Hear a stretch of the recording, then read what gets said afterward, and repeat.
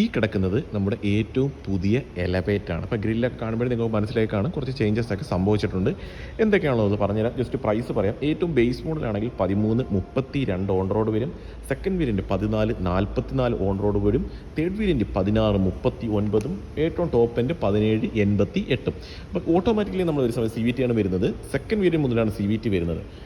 CVT ആണ് എന്നുണ്ടെങ്കിൽ 1581 VX CVT 1776 ZX CVT 1759 on road വരുന്നുണ്ട്. അപ്പോൾ ഇതിലേക്കൊരു സമയത്ത് ഈ കിടക്കുന്നത് തേർഡ് വേരിയൻ്റ് ആണ്. ഈ കിടക്കുന്ന വാഹനം LED ഹെഡ് ലാമ്പൊക്കെ കാണാം, DRL വരുന്നുണ്ട്, LED ഫോഗ് ലാമ്പ്, പുതിയ ഗ്രില്ല് വന്നിട്ടുള്ളത് നമുക്ക് കാണാനായിട്ട് പറ്റുന്നുണ്ട്. ഇത് ഓപ്ഷനിലാണ്. നിങ്ങൾക്ക് വേണമെങ്കിൽ എക്സ്ട്രാ പേയ്മെൻറ്റ് കൊടുത്ത് നേരത്തെയുള്ള കസ്റ്റമേഴ്സിനും വാങ്ങി വെക്കാൻ കഴിയുന്നതാണ്. സൈഡ് പോർഷനിലേക്ക് ഒരു സമയത്ത് തേർഡ് വേരിയൻറ്റിൽ നമുക്ക് അലോയ് വീലും കാര്യങ്ങളൊക്കെ വരുന്നുണ്ട്, റൂഫ് റെയിൽ വരുന്നുണ്ട്, സൺ റൂഫ് നമുക്ക് അവൈലബിൾ ആണ്. ആ ഒരു സൈഡിലായിട്ട് ലൈൻ വാച്ച് ക്യാമറ കൂടി കമ്പനി കൊടുത്തിട്ടുണ്ട്. അതിന് ഏറ്റവും റിയർ പ്രൊഫൈലിലേക്ക് വരുന്ന സമയത്ത് ഷാർഫിൻ ആൻറ്റിന കാണാൻ പറ്റും.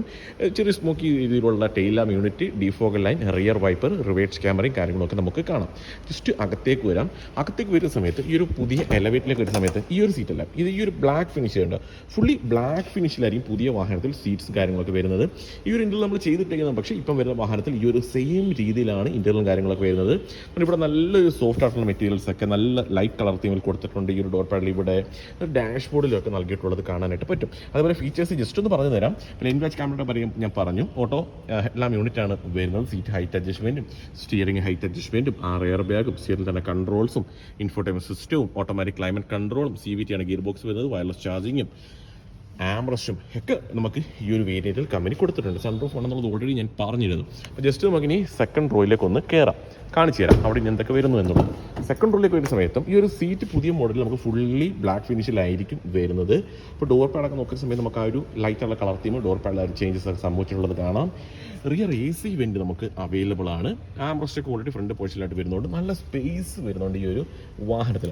3 ഹെഡ് റെസ്റ്റ് അഡ്ജസ്റ്റബിൾ ആണ് ഈ ഒരു മോഡലിൽ കമ്പനി നൽകിയിട്ടുള്ളത്.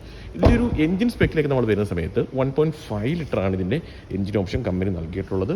4 സിലിണ്ടറാണ് എഞ്ചിൻ പേരും. മാറ്റങ്ങൾ കണ്ടല്ലോ, ഈ ഒരു ഗ്രില്ല് മാറി, ഇന്ത്യയിൽ സീറ്റിൻ്റെ ആ ഒരു കളർ തീം ഫുള്ളി ബ്ലാക്ക് ഫിനിഷിലേക്ക് മാറിയിട്ടുണ്ട്.